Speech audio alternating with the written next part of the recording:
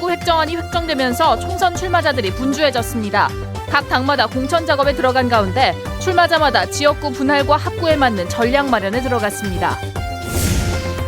국보 304호인 진남관이 기공식을 시작으로 본격적인 보수 작업에 들어갔습니다. 오는 2019년 말 새로운 모습으로 관광객들을 맞이하게 됩니다.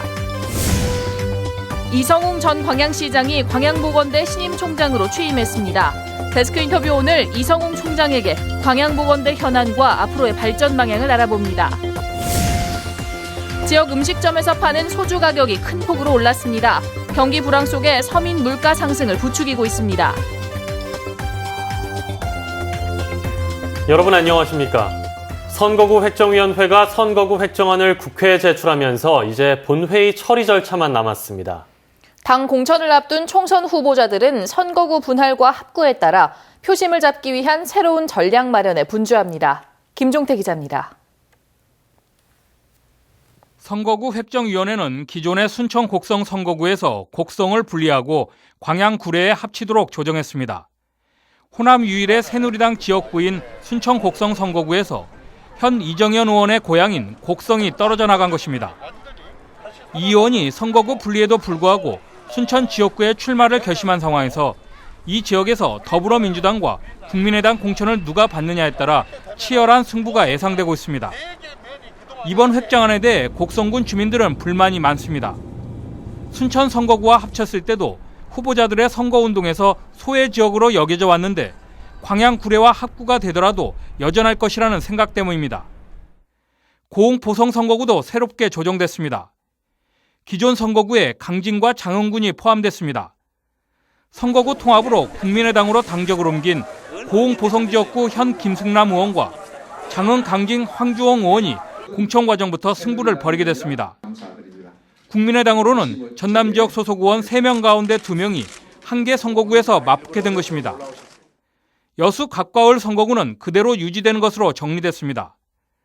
다만 인구가 11만 명에 불과한 여수갑에 여수을 선거구에서 미평동과 만덕동을 떼어내어 합치게 됨으로써 해당 동에서 선거운동을 펼쳐왔던 을 선거구 후보자들은 혼선을 빚게 됐습니다. 선거구 획정안이 확정됨에 따라 더불어민주당이 광주에서 후보자 면접을 벌이는 것으로 각 당별로 공천 작업도 시작됐습니다. 오랜 논란 끝에 지역 내 선거구 획정안이 결정되면서 본격적인 총선 전국으로 접어들고 있습니다. MBC 뉴스 김종태입니다. 여수의 유일한 국보 진남관이 오늘 기공식을 시작으로 대대적인 보수 작업에 들어갔습니다. 건물 전체가 해체 복원돼 오는 2019년 새로운 모습으로 시민들 앞에 섭니다. 문형철 기자입니다. 너비 75m, 높이 14m의 거대한 기둥만 68개. 국보 304호인 진남관은 현존하는 지방 관아 건물 가운데 가장 큰 규모지만 훼손 또한 심각합니다. 언뜻 보기에도 기울어진 나무 기둥들, 곳곳은 심하게 갈라져 있습니다. 전체적인 뒤틀림 현상에 붕괴의 위험성까지 높아 현재는 거대한 지지대에 의지하고 있는 상황. 조선 숙종 때 중건된 이후 300년 만에 전면 해체 보수 작업이 이루어지게 된 이유입니다. 해상 거점의 역사 유적을 잘 보존 관리하지 못한 그런 점이 있습니다. 기울어진 원인을 과학적으로 잘 분석을 해서 찾아서 첫 단계는 진남관 전체를 둘러싸는 지상 4층 규모의 가설 덧집 설치. 이 안에서 초석과 기둥, 마루, 단청 등 진남관의 구조물들이 하나하나 해체되고 이후 부지 발굴 조사와 함께 썩거나 파손된 자재들을 선별한 뒤 다시 건물을 쌓아 올리는 작업이 진행됩니다. 이렇게 해체 복원 작업에 걸리는 기간은 3년 9개월. 세월의 흔적을 치료한 진남관은 오는 2019년 말 다시 시민들 앞에 공개됩니다. 목재는 약 60% 재사용을 하고 또 기와 같은 경우는 80%를 재사용합니다. 그리고 고증을 통하여 예전에 임금님이 제사를 지내던 정책을 다시 복원할 계획입니다. 유구한 역사를 지닌 웅장한 건물은 잠시 모습을 감추지만 복원 작업을 확인할 수 있는 관람실이 운영돼 시민들의 아쉬움을 달랠 수 있습니다. MBC 뉴스 문형철입니다. 중국인 관광객 등 해외 관광객 유치를 위해 광양만권 3개 도시가 함께 보조를 맞춰가기로 했습니다. 전라남도와 여수시, 순천시와 광양시는 오늘 광양시청에서 회의를 갖고 오는 4월로 예정된 중국 선전시 관계자들의 팸 투어에 공동 대응해 광양만권 크루즈 관광 활성화에 적극 활용하기로 했습니다. 세계시는 이를 위해 홍보물 제작과 관광 설명회 등 마케팅 관련 제반 비용을 함께 분담하고 오는 9월 교차 방문 시에도 공동 방문단을 구성해 효과를 극대화하기로 했습니다. 여수시가 국내 처음으로 마이스 도시로 인증받았습니다. 여수시는 지난 26일 열린 한국 마이스 연례총회에서 마이스 협회로부터 마이스 산업발전에 이바지한 공로를 인정받아 마이스 도시 인증서를 받았습니다. 여수시는 이번 인증에서 지난 2013년 마이스 유치팀을 신설하고 조례를 제정하는 한편 회의 개최 때 각종 인센티브를 지원해주는 제도를 도입해 지난해만 813건의 마이스 행사를 유치한 점을 높게 평가받았습니다. 여수시는 이번 인증을 통해 국내 제1의 마이스 도시가 되도록 마이스 산업 육성에 적극 나설 뜻을 밝혔습니다. 순천시가 원도심 활성화를 위해 조성하는 창작예술촌에 지역 출신 예술가들의 입촌이 잇따르고 있습니다. 순천시는 오늘 시청 소회의실에서 김혜순 한복 명인, 서양화가 조강훈 화백과 업무 협약을 체결하고 창작예술촌에 입촌하는 것과 함께 지역 문화예술 활성화와 순천 도시 발전에 공동 협력하기로 했습니다. 앞서 순천 창작예술촌에는 사진작가 배병우 씨도 입촌을 결정한 바 있어 순천 원도심이 지역 예술인들의 거점 공간으로 자리 잡아가고 있다는 평가입니다.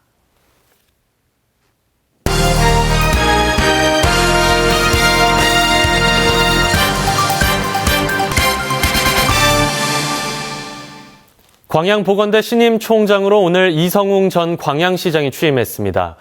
데스크 인터뷰 오늘 광양보건대의 현안과 발전 방향에 대해서 이성웅 신임 총장과 이야기 나눠보겠습니다. 총장님 안녕하십니까? 예, 안녕하십니까. 반갑습니다. 예, 먼저 취임 축하드립니다. 예, 감사합니다. 예. 지난 2002년부터 2014년까지 3선, 12년 동안 광양시장을 역임하셨는데요. 이번에 보건대 총장에 지원한 특별한 이유가 있을까요? 예, 먼저 총경에 취임하게 된 것은 어려운 대학을 정상화시켜서 명실공히 지역의 선도대학으로서 역할을 다하도록 하기 위해서 참여를 하게 됐습니다. 잘 아시다시피 대학은 교육, 봉사, 그리고 연구가 주 업무가 됩니다. 특히 봉사 부분에 있어서 지역사회의 끈끈한 연계를 가짐으로 인해서 지역 경제도 발전시킬 수 있고 또 학교도 발전시킬 수 있는 것 아닌가 싶어서 이런 것들을 미력이나마 최선을 다하고자 해서 참여를 하게 되었습니다. 예. 광양보건대의 현재 상황을 어떻게 진단하고 계시는지 또 앞으로 보건대 발전을 위해서 어떤 부분에 특별히 신경을 쓸 예정인지 들려주시죠. 예. 지금 대학이 전반적으로 어렵습니다. 과거 70년대는 1년에 100만 명 이상 출산을 가져왔습니다. 80년대는 80만, 90년대 전반기는 70만, 90년대 후반기에 가서는 60만, 그리고 2000년대에 들어와서는 60만으로 줄어들었습니다. 그리고 현 시점에 대학 입학 정원보다 입학 자원이 부족한 실정으로 있어서 전국 대학이 지금 정원 미달 사태가 지금 일어나고 있습니다. 그로 인해서 재정 결손이 일어나게 됩니다. 더욱이 저희 대학의 경우는 그동안 재정 운영의 부실로 인해서 페널티를 받고 있습니다. 그 페널티 때문에 더더구나 어려운 실정이 있습니다. 이런 차원에서 학교 경영을 정상화시키기 위해서는 재정을 어떻게 확보해 나갈 것이냐 하는 것이 현재 가장 급선무라고 생각합니다. 네. 그런 차원에서 지역과 연대를 통해서 지역에서 많은 협조를 받고자 해서 이렇게 참여를 하게 됐습니다. 예.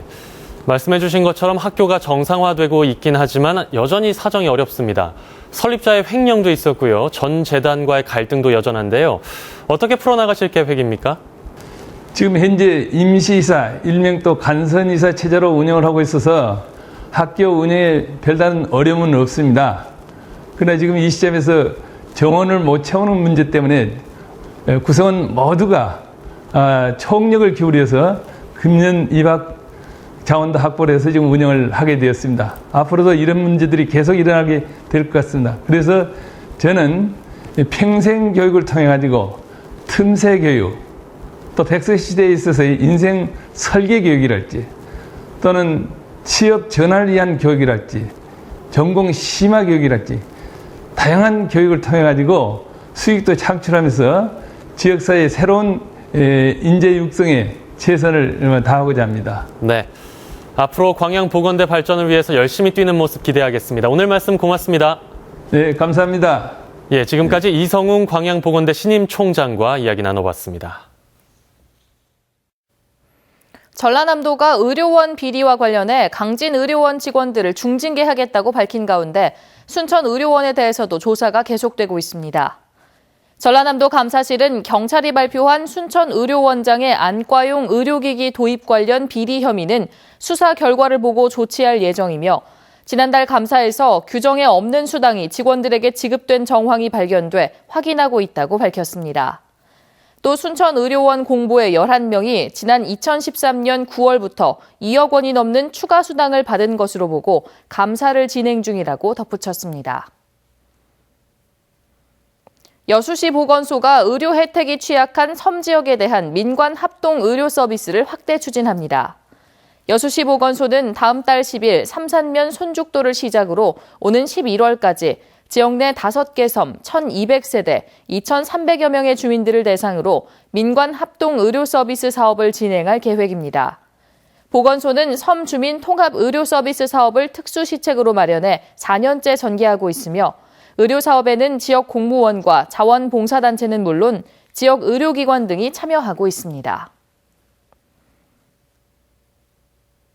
3주 앞으로 다가온 광양 매화축제의 성공 여부가 교통체증 완화에 있다는 지적에 따라 시 당국이 다각적인 대책 마련에 나섰습니다. 광양시는 해마다 반복되는 교통체증에 대비해 관광객이 몰리는 19일과 20일, 26일, 27일 등 주말 나흘간은 중마터미널에서 진월면, 망덕포구에서 축제장을 운행하는 셔틀버스를 하루 6차례씩 운행하기로 했습니다. 이와 함께 축제장 주변 주차장의 경우 주차료에 해당하는 금액을 쿠폰으로 제공하는 것을 전제로 유료제로 전환해 대중교통 이용을 유도하기로 했습니다. 지난 연말 보해 양조를 제외한 대부분의 소주 회사들이 잇따라 소주 가격을 인상했습니다. 서민 증세다, 물가 상승 요인이다. 당시에도 말이 많았었는데 실제 음식점에서 파는 소주 가격이 30% 이상 올랐습니다. 신광하 기자가 보도합니다.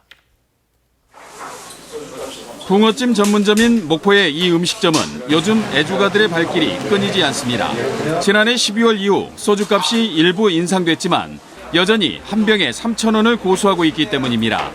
서민의 술에 있는 소주를 이렇게 인상을 했어요. 그러나 아직도 그 인상을 못하고 이렇게 있는 업소가 많습니다. 일반 음식점의 소주 가격은 3,000원에서 5,000원까지 천차만별. 이른바 소주 가격의 차별화가 시작된 것은 국내 1위 소주 업체인 하이트진로가 소주 가격을 인상한 지난해 12월부터입니다. 소주 한 병에 54원이 올랐는데 유통 단계를 거치다 보니 음식점에서는 최소 1,000원 이상 올려받아 실제로는 30% 이상 인상된 셈입니다. 목포시장 자체가 동일하게 모든 업소들이 받고 있으니까 저희들도 똑같이 받을 수밖에 없죠.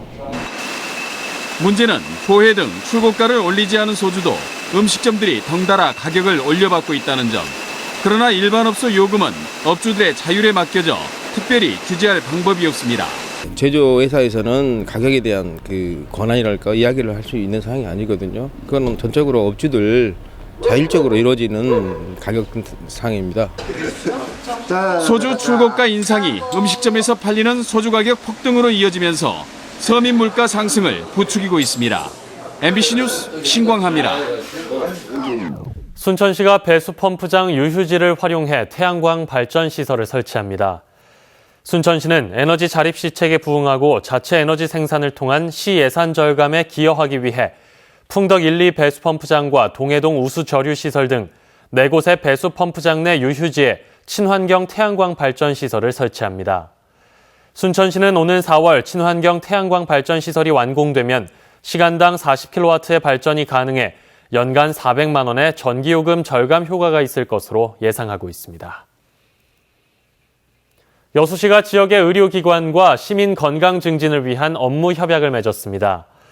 여수시는 오늘 여천 전남병원과 제1병원, 성심병원 등이 참여한 가운데 지역민을 위한 의료 서비스 협력 지원 시스템을 구축하기로 합의했습니다. 지역 병원들은 이번 협약을 통해 의료시설을 확충하고 시민 의료 서비스를 향상시키는 대신 여수시는 지역 병원의 이용률을 높여나가기로 했습니다. 여수산단 대기업이 입학 시즌을 앞두고 저소득층 학생들을 위한 교복 나눔 행사를 펼쳤습니다. 여천 NCC는 오늘 여수시청 시장실에서 희망날개 교복 나눔 사업의 하나로 1,000만 원의 후원 증서 전달식을 가졌습니다. 여수시는 전달받은 후원금으로 지역의 저소득 가정 청소년 100명에게 1인당 20만 원씩 교복 구입비를 지원할 예정입니다. 지난달 여수공항 이용객이 전년에 비해 5% 가까이 감소한 것으로 나타났습니다.